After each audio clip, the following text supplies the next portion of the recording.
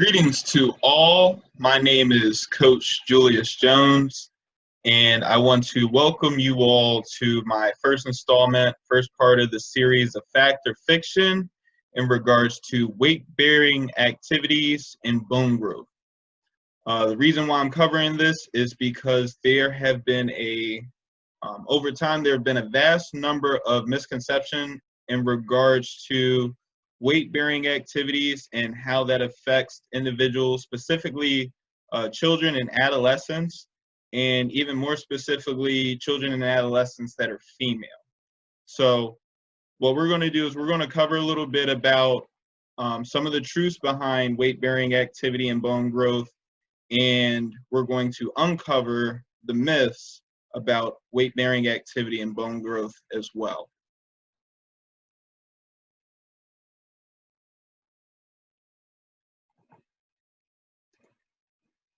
All right, so let's start off with what are bones? Well, bones are living tissues within our body, much like muscle cells, much like skin cells. They are living tissues, which means that they die and constantly regenerate. It's one of our more rigid tissues, which means that it has stiffness to it. It has tensile strength to it. It is primarily made of collagen, which is a type of a protein. And that collagen combines with calcium to create the hardness of the bone. So essentially, that toughness that's created is created through collagen being combined with the calcium.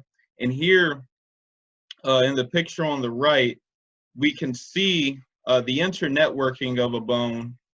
This bone here looks like a femur bone. So we can see the internetworking here. And through this picture, we can identify that it is porous in nature. So it does have some small holes in it, you can say. A majority of these holes aren't very large. The larger holes that you'll tend to see in bones are a result of osteoporosis. Regular bones or healthy bones are porous in nature themselves, but they tend to have smaller pores in comparison to the pores that would be identified on a bone that is osteoporotic. And the study of bones is completed by osteologists.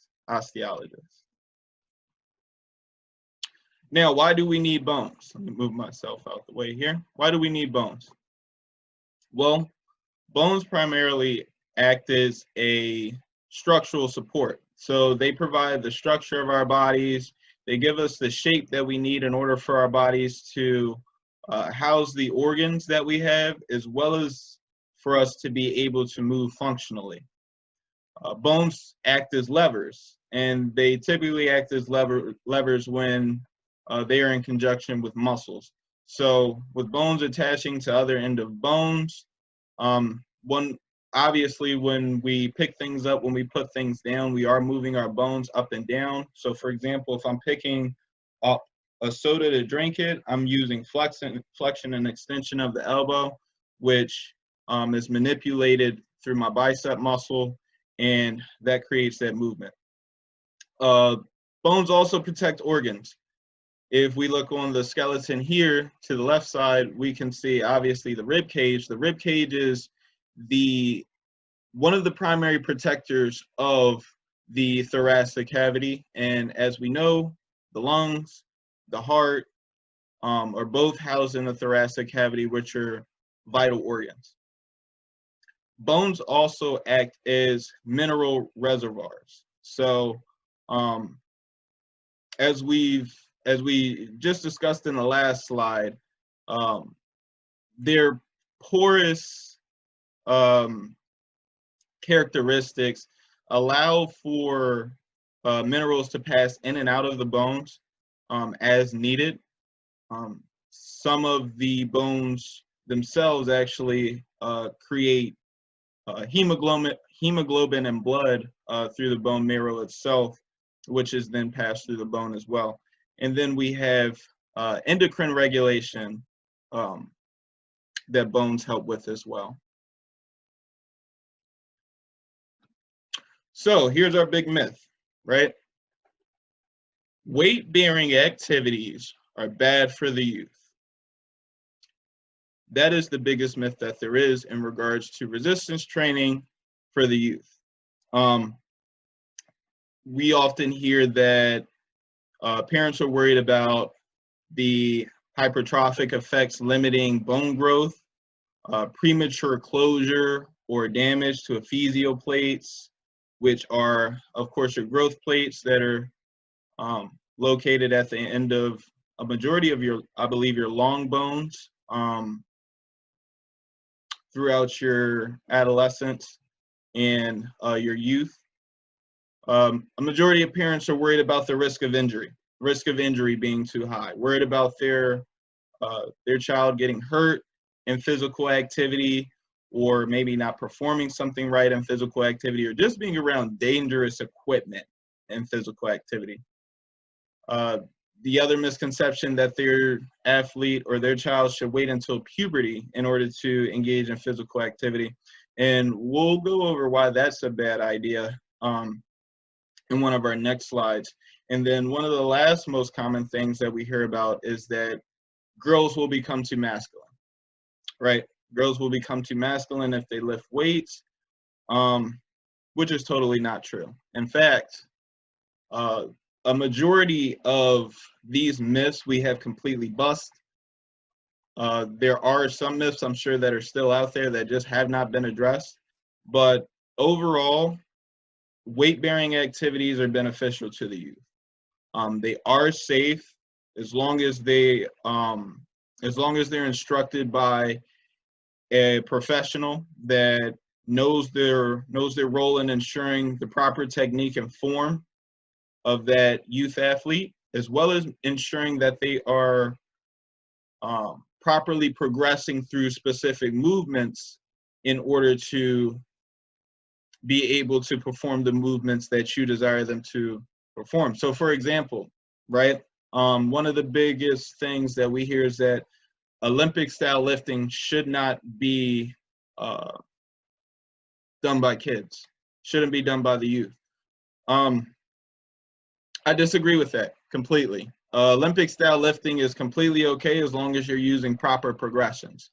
So what that means is, as long as we can teach these youth athletes, we can teach these adolescent athletes to execute the derivatives of specific movements, then we can then combine those derivatives to execute a larger compound movement. So for example, one of the basic movements that we can teach youth athletes or young children and adolescents is a high pull.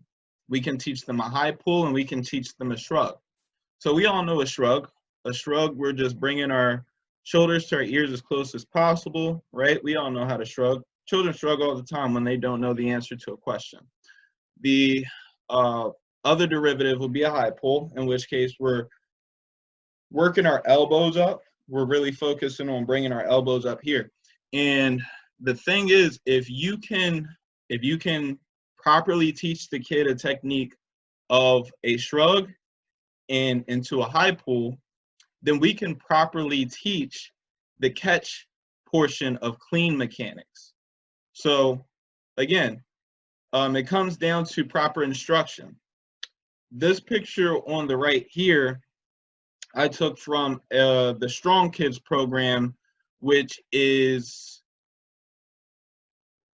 conducted at Viking Performance Training, which is a performance training company in Morgantown, West Virginia, that is ran by former Olympic strength and conditioning coach, as well as Division I strength and conditioning coach, Jerry Handley. And he is one of the first individuals, one of the first strength coaches that I've seen who put together a complete strength program for youth athletes. And as you can see here, this young girl is doing, I think they're log carries. I'm not entirely sure what this strongman lift is called, but I believe these are log carries. I believe that these are log carries. In addition to that, cases reports of injuries related to strength and conditioning, including esophageal plate fractures and lower back injuries, are primarily attributed to the misuse of equipment, inappropriate weight, improper technique, or lack of qualified adult supervision. So, like I was saying before, majority of these worries can be completely disregarded as long as we're getting proper instruction and that the kid is being progressed appropriately and that they aren't skipping steps in their progression. Most importantly there, we want to make sure that we're executing technique properly. So it's super important that we have the right instruction in order for us to feel safe and feel comfortable and know that we're getting the right activities for youth and adolescents. Now, let's move on from the youth and completely focus on adolescents. So those individuals before their preteen years, those children can typically improve their strength by 30 to 50% after 8 to 12 weeks of a well-designed strength training program. These changes will begin with neurological changes, specifically with the athlete or the adolescent child getting used to specific movements, getting used to activating certain muscles. There'll be a more neurological effect within those first 4 to 8 weeks. And then after those 4 to 8 weeks, and that's back half of that training program, that individual would start to elicit more strength gains. So in contrast to just getting high amounts of muscle activation, they would then begin to actually improve the overall strength output of those muscles. Now, it is suggested for the youth and adolescent that they train at least 2 times per week in order to maintain those strength gains and in order to improve those strength gains. So it doesn't require what most adults are suggested to get in physical activity or training days, which is at least 3 days per week. So in contrast to adults, adolescents only require 2 days per week in order to maintain or improve their strength conditions. So now let's look at eccentric forces on bone development, which also is a form of strength training to an extent. Well, it can be used for a form of strength training. And the way that that works, we can see here, is that power training improves bone mass density. What makes this power training? Well, it's plyometric training, but with all due respect to plyometric training, it is power training in the sense that we are trying to maximize our power output. We're trying to maximize our power output in the shortest amount of time possible. So in this picture here, you'll see an individual doing a depth jump, in which case they start at a height and they are stepping off the platform. You don't want to jump off the platform because we don't want to prime the muscles to be concentrically active. So we step off the platform, we catch ourselves within a squatted position, and then we execute a jump from there as quick as possible between stepping off the platform and executing that jump. Okay, so with that jump, we are introducing eccentric forces into the body. All right, so depth jumps are a way of introducing eccentric force into the body. Eccentric forces work a bit more efficiently than concentric forces in regards to creating strain, in regards to creating stress, and eliciting strength gains. With those strength gains in your legs from working depth jumps, from working eccentric forces, there's also an increased bone stiffness. With depth jumps specifically, that bone stiffness would be experienced with the tibia, and as well as the lumbar bone area. So there'll be an increase in bone stiffness in the tibia and an increase in area of the lumbar bone. So the lumbar vertebrae become a bit more thicker in width.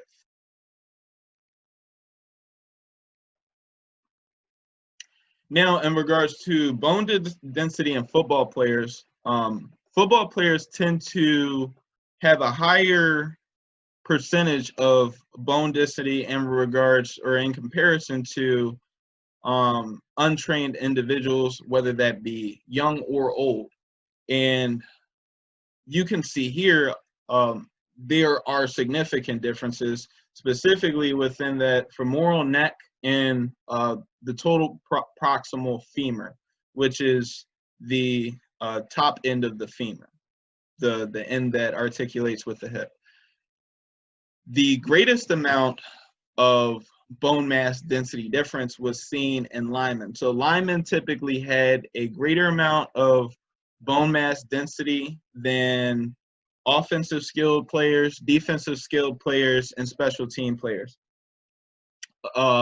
Majority of this bone mineral density is due to a bone loading effect. And the bone loading effect is, in layman's terms, it is applying pressure to the bone.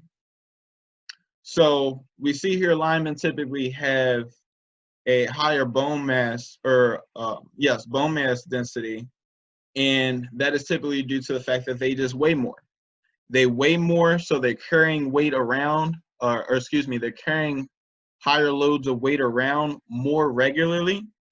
And because they are carrying higher loads of weight around more regularly, their bones are being loaded to a greater extent.